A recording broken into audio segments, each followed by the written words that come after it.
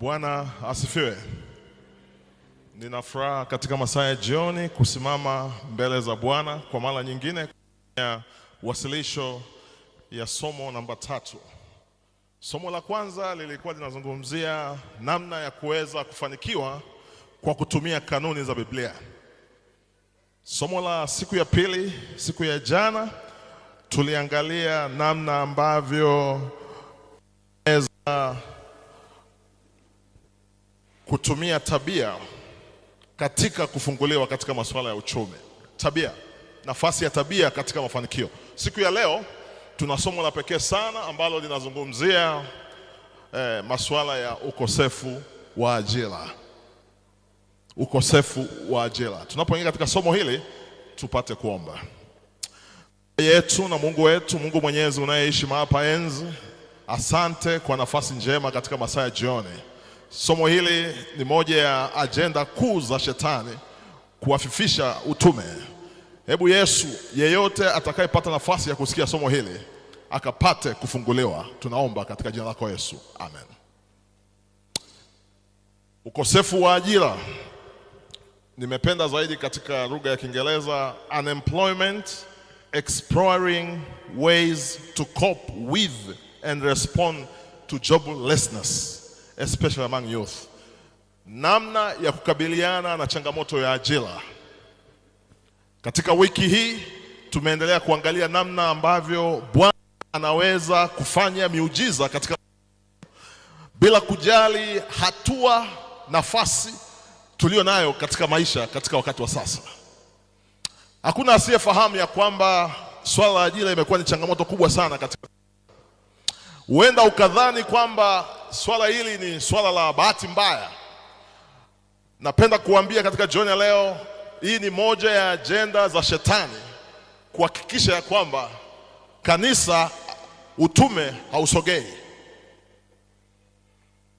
Bahati mbaya, hata vijana wengi wameingia katika mtego huu, na matokeo yake wako ambao walikuwa na nafasi ya kuweza kupata kazi mapema. Wako ambao walikuwa na nafasi ya kuweza kuwa na maisha mazuri mapema, kwa sababu wamefungwa kiroho, hawakuweza kujua namna ya kuweza kuanza. Labda niseme hivi wapendwa, wale wengi ambao wamefanikiwa katika dunia hii wana historia, wana mambo ambayo wakikwambia wewe ambaye unaanza maisha unaweza ukaelewa. Vijana wengi wanapotoka katika vyuo wanakuwa na mtizamo, kwa kuwa wana GPA nzuri wanadhani watapata kazi mapema. Lakini niwaambie, hii ni ajenda iko katika meza ya shetani, na usipojua namna ya kuanza hautaweza kufanikiwa. Aidha, nitakapokuwa nazungumzia mada hii ya pekee kuhusu ajira, nitazungumzia maeneo manne. Kiyosaki anaita ni cash flow quadrant. Tutaangalia, juzi niligusia, kila mtu katika dunia hii yupo kwa kusudi, na sio rahisi kufikia kusudi la Mungu kukuweka wewe maishani kama hujapata nafasi ya kujua kusudi lako.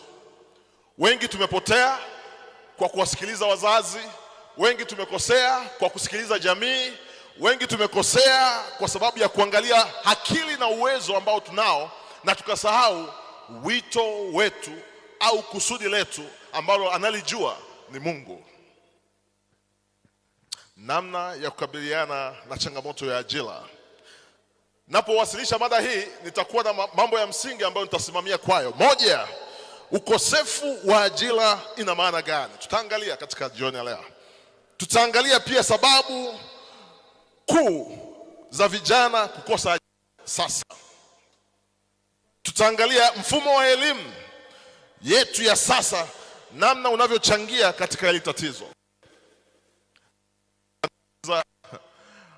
Huyu aliyeanzisha huu mfumo wa elimu ni nani na alikuwa na makusudi gani? Unaweza wakati mwingine ukafikiria kwamba huenda shetani pia alikuwa na ajenda katika mfumo wa elimu ambao upo katika dunia kwa sasa. Kuna haja ya kujua mfumo wa elimu ambao Mungu alikusudia, na kuna haja ya kujua mfumo wa elimu ambao wanadamu wameuweka. Tutaangalia pia namna mabadiliko ya teknolojia yanavyoathiri suala la ajira. Landscape imebadilika. Ukiendelea kuishi kama zamani, changamoto utakutana nazo, na sio ajabu. Bahati mbaya, kosa moja linaleta matatizo makubwa katika maisha ya mtu. Kuna kitu kinaitwa sasa hivi tatizo la afya ya akili. Na nikwambie ndugu yangu, unapokaa nyumbani miaka 2, 3, ikifika 5 hauna kazi ya kufanya, tatizo la afya ya akili linakuja. Leo hii nitatoa siri ya namna ya kuweza kutoka katika mtego huu wa shetani. Na huenda nikazungumzia aina ya kazi ambazo wengi tunaziona ni kazi ambazo hazifai, lakini nikwambie watu wote wa Mungu walikuwa na historia. Yusufu alitokea shimoni, akaenda gerezani, akaenda ikulu. Daniel vivyo hivyo alipitia moto. Kwa hiyo mtumishi wa Mungu, ogope kuanza hata kama ni kidogo. Na niombe katika masaa ya jioni tupate kuelewa tunapotoka, chukue hatua na kuweza kufanya kitu.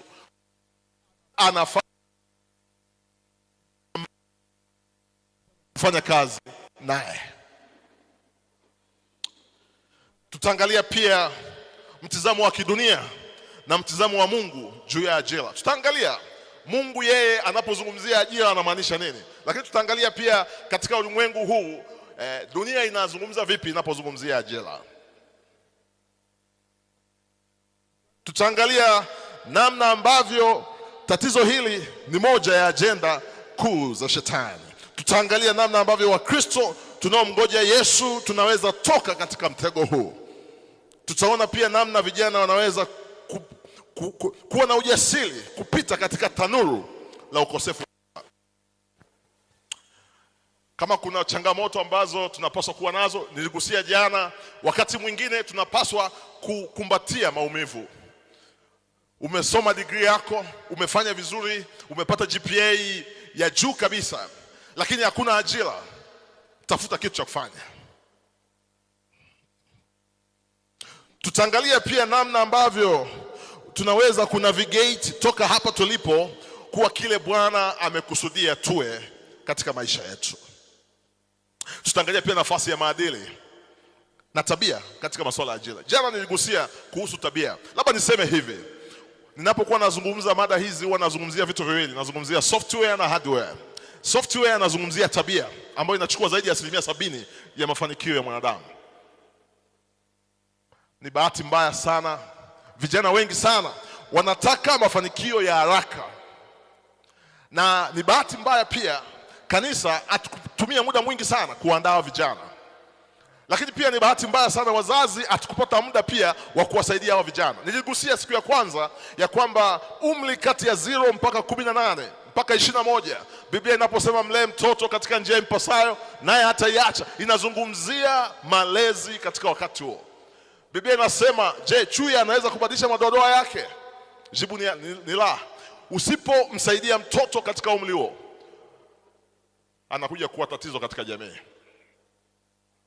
Labda nikwambie mtumishi wa Mungu katika masaa ya jioni, mimi sijui unapitia changamoto gani, lakini nikwambia kwamba utakapoakisi tabia ya Yesu, utakapoakisi tabia ya watakatifu, swala la ajira litakuwa changamoto. Nitagusia pande mbili za sarafu ya swala hili la ajira. Nitazungumzia ukosefu wa ajira, lakini pia nitazungumza ukosefu wa watu sahihi kwa ajili ya kuajiliwa. Na labda hii sehemu ya pili inaweza ikawa ni moja ya sehemu ambazo sasa naona ni tatizo zaidi. Yaani tatizo la ajira ni tatizo, lakini tatizo kubwa kabisa kuliko yote ni kutokuwa na watu sahihi wa kufanya kazi. Vijana wengi tuliokaa hapa katika masaa ya jioni, ukipewa kazi unaifanya vipi? Tukipewa kazi, je, tunaweza kujiendesha wenyewe? Niwe wazi, sitaweza kutoa takwimu katika masaa ya jioni, lakini niseme ya kwamba vijana wengi hatuko tayari kwa ajili ya kuweza kuajiliwa. Nitaeleza nini maana ya ajira katika ulimwengu wa sasa. Tutaangalia pia hatua za kupita vijana kufika kule Bwana amekusudia na nini cha kufanya. Lakini pia tutagusia mifano ya Biblia ya watu walivyoweza kusubiri kupata ajira na nini walifanya. Labda niseme hivi wapendwa, mafanikio ni kanuni. Ukiona hujafanikiwa, aidha uzijui kanuni au umezipuuza. Sasa ajira, ukosefu wa ajira ni nini? Ukosefu wa ajira ni pale nguvu kazi au watu wanaopaswa kufanya kazi hawana kazi ya kufanya. Lakini swali linakuja, hivi unaponiambia kwamba una ajira, hivi ni kweli kwamba una kazi ya kufanya? Yaani nilikuwa naongea na pastor Marembo hapa, akaniambia alikuwa nafikiria alienda mahali fulani akaona vijana wamejiunga pamoja, wamefungua kampuni ya usafi. Wanafanya usafi na protocol kwenye mikutano ya kanisa Atape. Akajiuliza, kwa nini Kirumba vijana wangu wasifanye kazi kama hizo? Labda nikwambie mtumishi wa Mungu, mimi mwenyewe hapa nafanya kazi za usafi. Ninawafanya kazi kama 400 katika nchi nzima. Huwezi kuamini, pia nazoa taka hapa Kirumba. Ukiona vijana wanazoa taka pale Kirumba, ni vijana wa kampuni yangu. Sasa nashangaa mtumishi wa Mungu, unaposema hakuna ajira unamaanisha nini? Musa akiwa anatoa wana wa Israeli kuja kutoka Misri kuja katika nchi ya ahadi, anamuuliza Mungu, nitafanya vipi? Mungu anamuuliza, umeshika nini? Anamwambia, nimeshika fimbo. Musa kwake fimbo ilikuwa fimbo, kwa Mungu fimbo ni mlango wa mafanikio. Musa anaambiwa na Mungu, chapa maji. Mwandishi mmoja, mhubiri mmoja nchi ya Kenya anasema, wakati Musa anaambiwa achape maji watu waweze kupita, yeye alirudi nyuma akawaambia wana wa Israeli watangulie wapite, yeye akaja nyuma baadaye, kwa sababu hakuwahi kuona sayansi ya namna ile.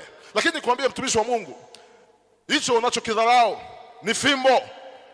Chapa maji, Bwana atakuinua. Na nikwambie, wote unaowatamani waliofanikiwa katika maisha yao walianza hivyo na wakafanikiwa.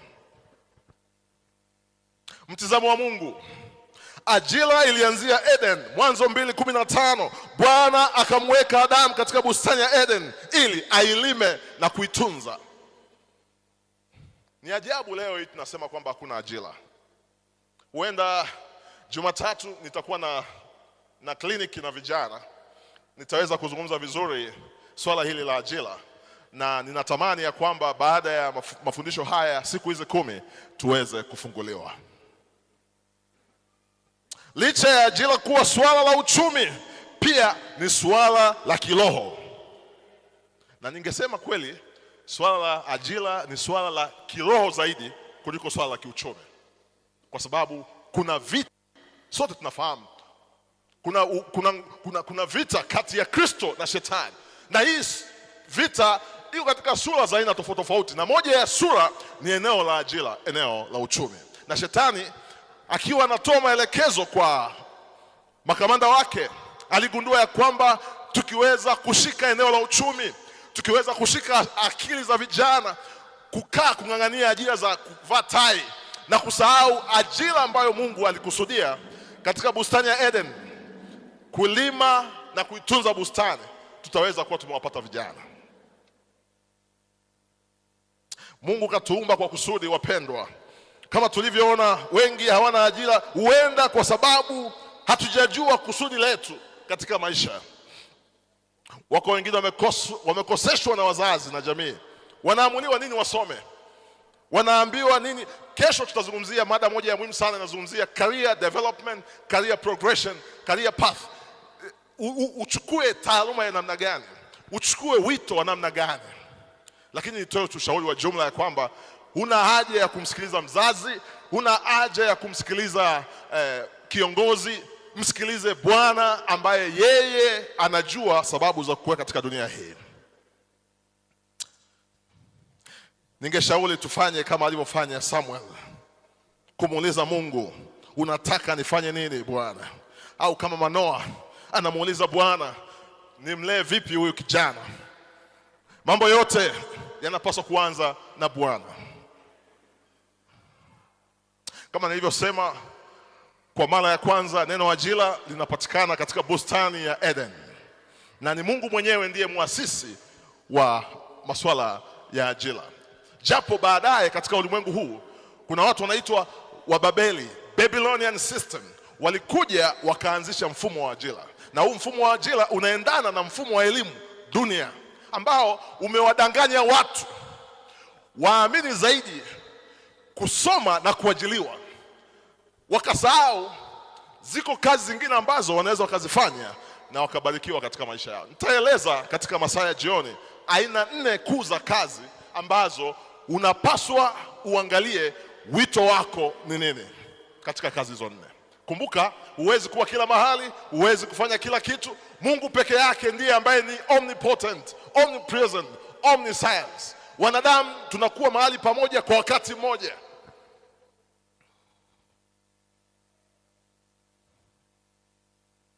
Labda niseme hivi, ajira ni utumishi.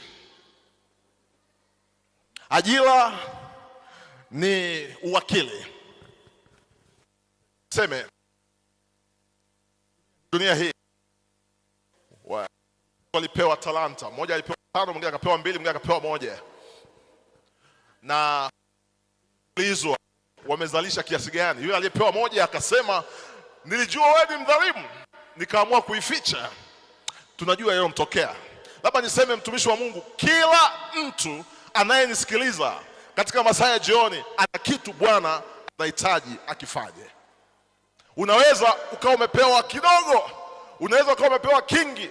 Na nikwambie mtumishi wa Mungu, kama umepewa kidogo, shukuru, kwa sababu ukipewa kingi unadaiwa kingi. Na Yesu anapokuja, anakuja na mundu kuvuna. Anakuja kuvuna nini? Anakuja kuuliza, talanta 1 aliyokupatia, talanta 2 alizokupatia, talanta 5 ulizifanyia nini? Na ndio maana huenda hatujafanikiwa, kwa sababu tunapobarikiwa tunaanza kujiinua, tunasahau ya kwamba tupo kwa ajili ya kusudi. Na ndio maana idara ya vijana kanisa tupo kwa ajili ya utumishi, service to unapoamua kutenga rasilimali zako kwa ajili ya kazi ya Mungu, kila jambo linabadilika. Nilikuwa naongea juzi na Pastor Haridi, of course tukazungumza jambo moja, akasema hivi, kwa nini hawana ni nadharia, lakini kuna wazo pale kwamba watu ambao wanamcha Mungu, watu ambao ni baraka watu wengine, muda wote wanaombewa. Wewe unabariki kila nane. Kuna watu wakibarikiwa pale, lakini niseme ya kwamba siku 10 hizi tutafunguliwa. Ajira ni uwakili. Adamu na Hawa, kitabu cha Mwanzo 2:19 mpaka 20, walipewa ajira kutunza bustani na kuilima, na Mungu kusudi lake ilikuwa ni kwamba wafurahie. Na Bwana alikuwa ni mfanyakazi pamoja na Adamu na Hawa katika bustani ya Eden. Wakati ajira inaanza pale Eden, ilikuwa ni jambo la furaha, ilikuwa ni jambo la kusudi. Leo hii kazi tunafanya kwa sababu hatuna namna, hali ya uchumi ilivyo. Nilipata bahati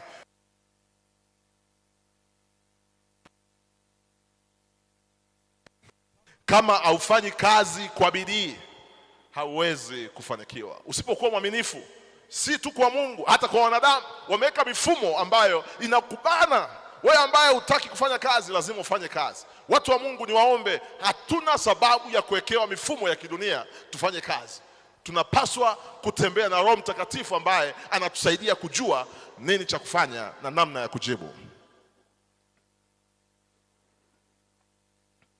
Ni baada ya dhambi kuingia ndipo ambapo swala la ajira likaanza kuwa jambo la ajabu, na tukaanza kulima kwa jasho, na kiukweli watu wakaanza kuona kazi tena sio jambo jema, na matokeo yake tunajua changamoto ambazo zimeendelea kuwepo katika dunia. Lakini napenda kuambia jioni ya leo, Bwana anakusudia kurejesha utu wetu wa kale, ule uliopita.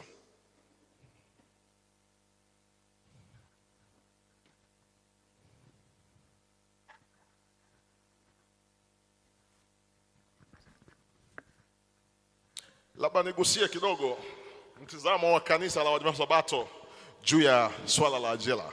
Mama White katika kitabu cha Patrick and Prophets ukurasa wa 50 anasema God appointed labor as a blessing to man to occupy his mind, to strengthen his body and to develop his faculties. This shows that the employment was God's gift, not punishment. Work develops character, discipline and stewardship. Mungu alipoleta swala la kazi, ajira katika lugha ya sasa, kusudi lake lilikuwa ni jema. Haukuwahi kuwa mpango wa Mungu mwanadamu akae bila kazi ya kufanya. Nitakuwa na muda wa kuzungumza na vijana.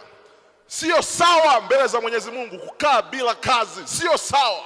Na huenda hiyo ikawa moja ya sababu za kukosa mbingu. Natamani baada ya siku hizi 10 kila kijana awe na kitu cha kufanya kwa ajili ya utukufu wa Bwana.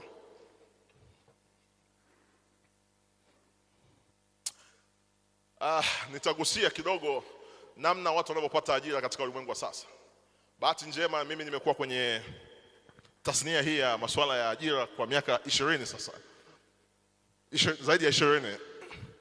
Ulimwengu sasa unatoa kazi kwa namna ifuatayo. Unapaswa kujitolea. Ni bahati sana kama utapata kazi moja kwa moja. Sehemu kubwa ya wanaotafuta ajira sasa hivi jitolee. Nilipata nafasi ya kwenda Ujerumani. Mfumo wao wa elimu ni wa tofauti. Kama unasoma kozi ya miaka 3, mwaka 1.5 utakuwa darasani, mwaka 1.5 utakuwa katika taasisi. Na nikwambie mtumishi wa Mungu, kupata space kwenye kampuni ya mtu kujifunza kazi ni baraka. Usiende unasema nitalipwa shilingi ngapi. Wako vijana leo huenda wakaikosa hata mbingu kwa sababu kazi ya kwanza walikataa kwa sababu sura yake haikuwa sawa sawa. Yusufu kazi ya kwanza alikubali. Aliingia shimoni, akaenda gerezani, akaenda ikulu. Moja ya jambo linanifurahisha katika Biblia, wakati Yusufu anatoka na wale wa Ishmael anapelekwa Misri, ndani ya akili yake alijua ya kwamba ndoto zile zimeisha, lakini baadaye akamwomba Mungu. Leo nabii nasema Yusufu akaenda Misri na Bwana. Amina. Mtumishi wa Mungu, ukiwa katika shimo, ukiwa giza, tembea na Bwana na utabarikiwa.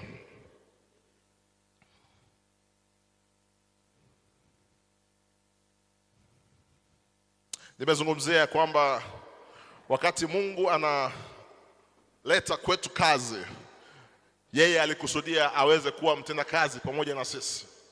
Yeye akiwa kama kiongozi. Biblia inasema the original employment given by God was to care for creation and co-labor with him. Unemployment today does not remove that divine assignment. Youth can still live with purpose by saving, creating and preparing for greater opportunities. Nimegusia swala la ajira litokea wapi. Labda nizungumze, haukuwa mpango wa Mungu.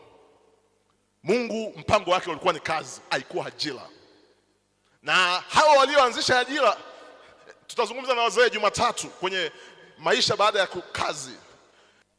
Wakaweka utaratibu kwamba unaingia na miaka 25 au 30, ukifikisha miaka 60 wanakuruhusu uondoke. Na mtumishi wa Mungu, unajua ya kwamba muda mwingi wa maisha yetu ni kazini. Bwana mmoja yeye akasema tunaishi kazini, tunakuja nyumbani kutembea. Inapofika miaka 60 unaambiwa urudi nyumbani ambako ulikuwa unatembea, unarudishwa kule. Je, unajua kuhusu habari ya pension? Wanakuambia kikokotoo kinazungumzia miaka 12.5. Unajua maana yake nini? Kwa lugha rahisi, samani wale ambao ni watumishi katika taasisi hii. Wanazungumzia kwamba tunatarajia usiishi zaidi ya miaka 12.5 baada ya kustaafu. Na ndio maana watu wengi wanahakikiwa kila wakati. Kila mwaka wanakuambia njoo tuone, bado uko hai. Kiukweli maana yake ni kwamba unakula pesa ya watu wengine. Lakini mpango wa Mungu alikusudia tupate kazi na sio ajira. Na kazi hii tunaifanya mpaka Yesu anaporudi mara pili.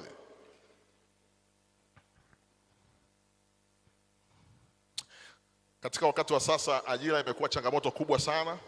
Tutaangalia sababu mbalimbali ambazo zimepelekea zimekuwepo changamoto. Kuna teknolojia, kuna swala la hizi skill set. Nadhani tunafahamu wote typewriter hazipo duniani sasa hivi.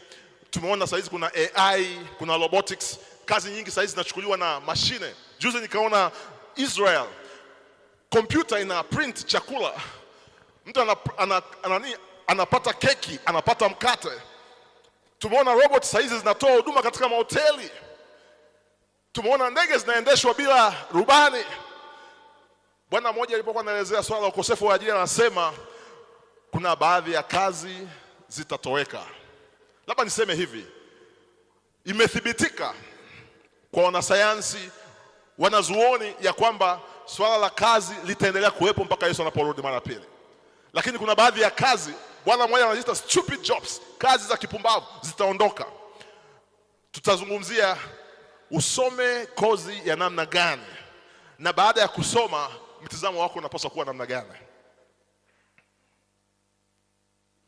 Kama nilivyosema, Mungu alipoleta swala la ajira alileta kama ibada. Wakolosai 3:23. Mungu alikusudia kazi iweze kuwa ibada.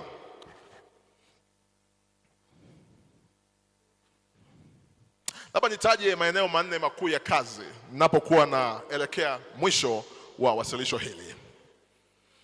Kuna ambao mpaka Yesu anarudi watakuwa wameajiliwa. Kuna wale ambao watakuwa wamejiajiri. Kuna ambao watakuwa wanafanya biashara. Kuna ambao watakuwa wamewekeza, uwekezaji katika maeneo mbalimbali. Sharti ni moja, anza ulipo. Anza kidogo. Kubali nafasi ulio nayo.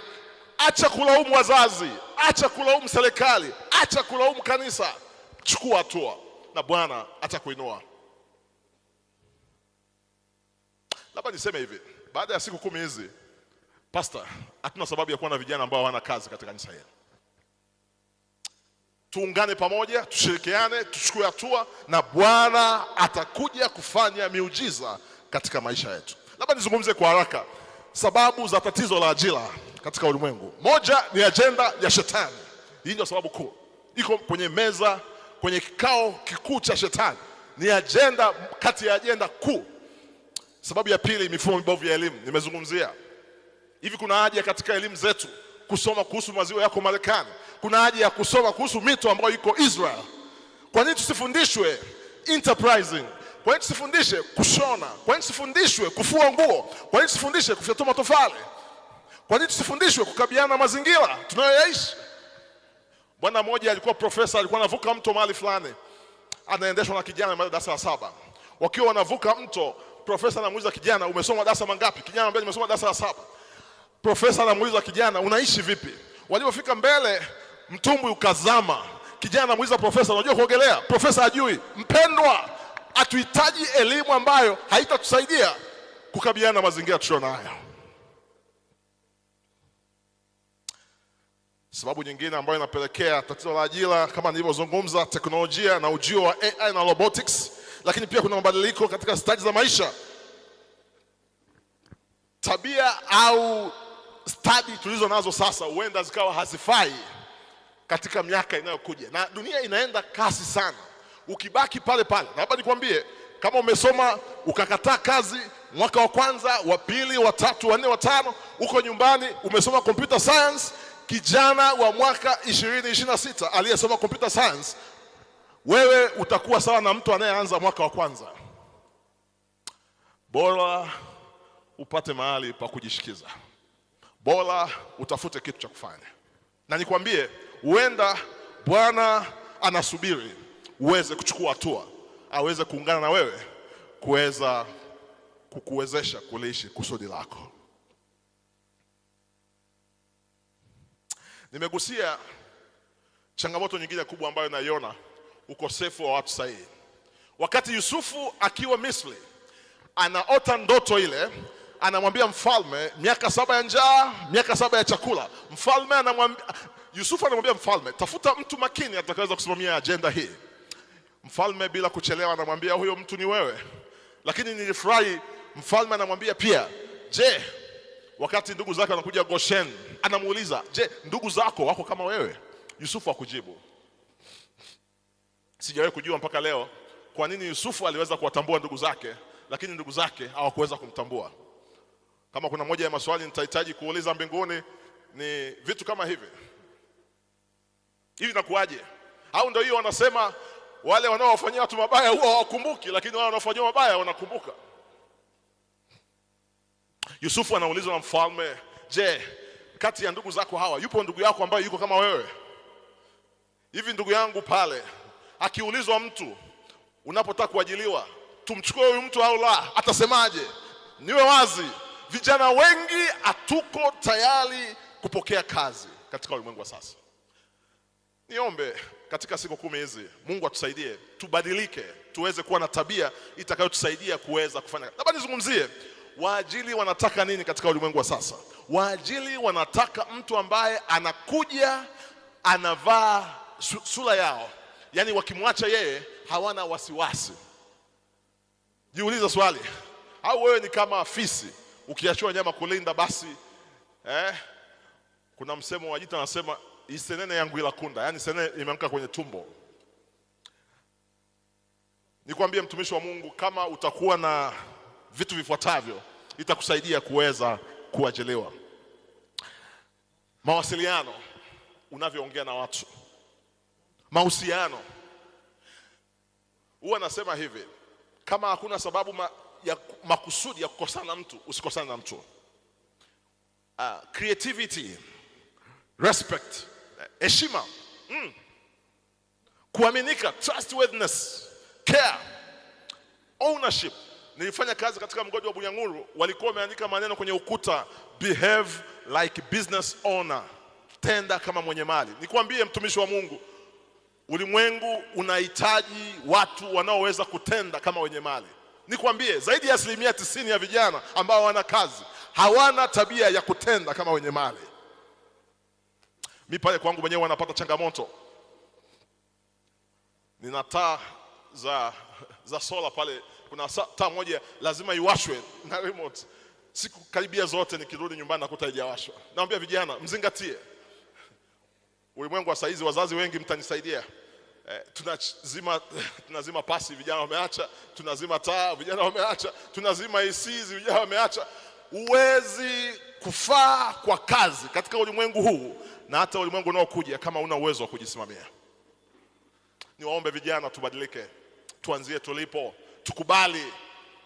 Kwa nikwambie, shida ni mtaji. Moja ya vitu ambavyo ni tunu ni shida. Inakufanya unakuwa tofauti, na ndio maana wale 144,000 watakapoingia malango ya mbinguni, mbingu zitasimama. Watu watauliza, kimetokea nini? Mbona huu taratibu haukuwepo mbinguni? Yesu atawaambia hawa ni wale waliotoka katika ziki kuu, na ndio maana wataimba wimbo wa Musa na mwana kondoo. Na kwa lugha rahisi, hawa watu wamepitia shida, na ndio maana kabla Yesu hajarudi, wale ambao hawatakuwa na uwezo kukabiliana na changamoto mbalimbali, Bwana atawapumzisha. Labda nigusie kwa haraka takwimu katika ajira katika swala la ajira duniani. Takwimu zikoje? Wanasema kati ya vijana wenye umri wa miaka 15 mpaka 24 inakadiriwa kuwa ukosefu wa ajira ni 3.35%. Ni idadi kubwa sana. Hii ni takwimu ya mwaka 2024. Pia 13% ya vijana wanatafuta kazi.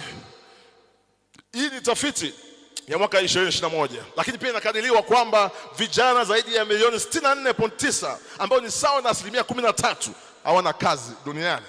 Hili sio jambo la kufanya mzaha.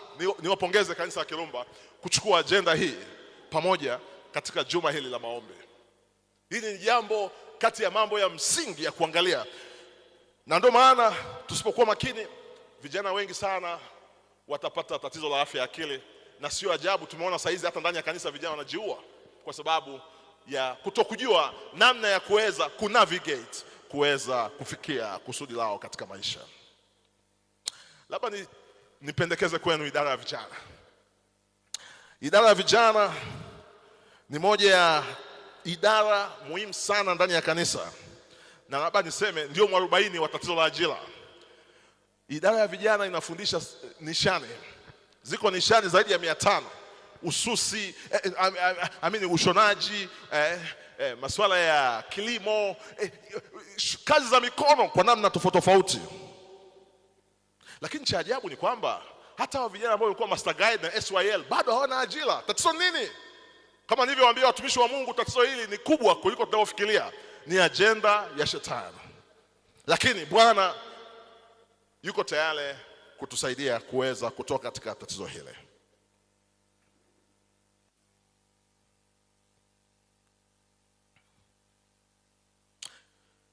Kama nilivyosema, huenda sababu kubwa pia ikawa ni kutokujua kusudi. Nimeandika vitabu viko pale kwenye meza, na moja ya kitabu nimegusia ni swala la malezi, na nimezungumzia sana swala la kujua kusudi. Labda niseme, mtumishi wa Mungu, kuna haja ya kufahamu kusudi lako. Idara ya vijana ina njia nyingi ambazo inatusaidia kuweza kufikia hatua ya kuweza kulijua kusudi.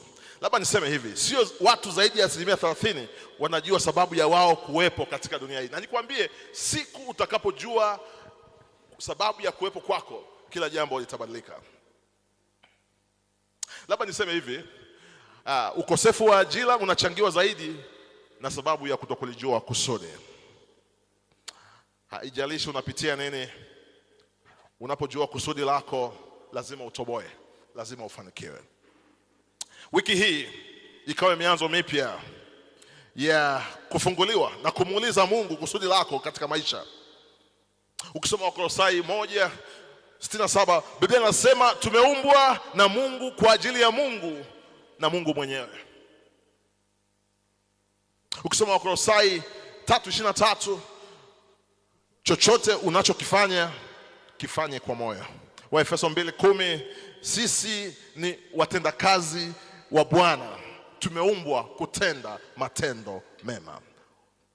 Mithali 22:29, Biblia inasema huna haja ya kuwa mwanasiasa, huna haja ya kugombea cheo, una uwezo wa kukalishwa pamoja na wafalme kama utajua kusudi lako katika maisha. Labda niseme hivi, kusudi linapopotea, tatizo la ajira linatokea. Kwa hiyo kumbe, unapoona tatizo la ajira ni kwamba kusudi halijafahamika. Kiukweli, kama tunahitaji kutoka katika tatizo la ajira, tunapaswa kujua kusudi letu katika maisha. Labda nizungumzie napohitimisha siri, namna ya kutoka katika mtego huu.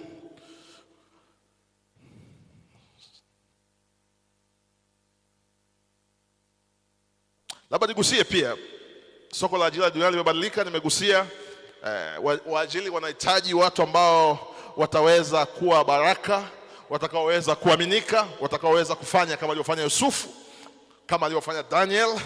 Na kiukweli tunapaswa kuwa na tabia ambayo itatusaidia kuweza kuaminika. Vijana wengi katika wakati wa leo hatuaminiki.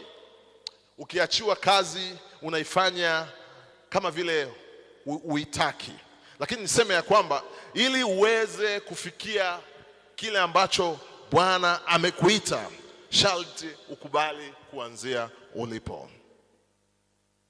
Labda niseme hivi, sina takwimu sahihi, lakini naweza kusema pasipo shaka kwamba kati ya vijana 100 ni vijana sio zaidi ya 10 wanajua nini soko la ajira linataka na namna ya kunavigate kutoka hapo walipo kuwa kile Bwana amekusudia. Tatizo linatokana na mambo mbalimbali, nitataja machache. Naomba nitaje siri kuu za kuweza kusaidia kutoka hapo ulipo. Ya kwanza, anzia ulipo. Anza kidogo, jitolee. Sio lazima ulipwe. Acha maswali, nitaishije? Tafuta namna. Bwana ana uwezo wa kukusaidia na ukafanikiwa. Kuwa mwaminifu kama Yusufu, kama Daniel, kama Esther. Kuwa mkweli. Ulimwengu unahitaji watu wa kweli. Hata kama utaenda kaburini kwa kusema kweli, simamia kweli. Tenda kama mwenye mali.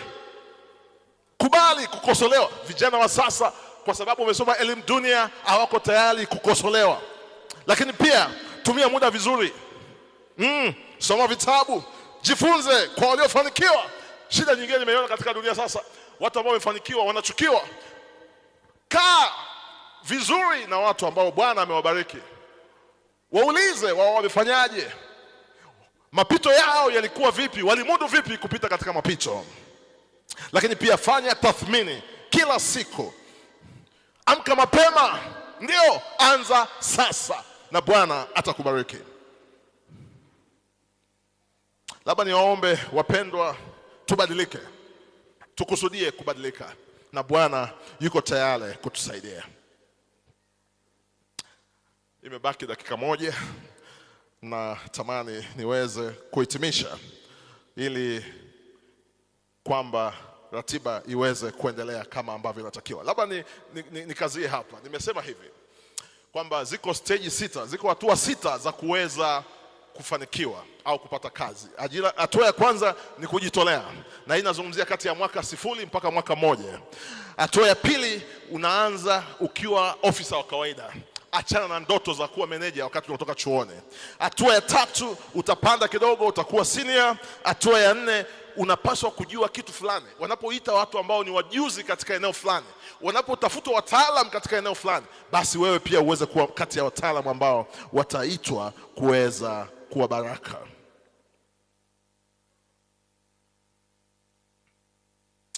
Kesho tutakuwa na somo la pekee sana ambalo litazungumzia career building. Kesho kutwa, kwa sababu kesho ni Sabato takatifu ya Bwana. Siku ya Jumapili tutakuwa na topic inazungumzia career building, career progression, career development and career management. Bwana atubariki. Asante.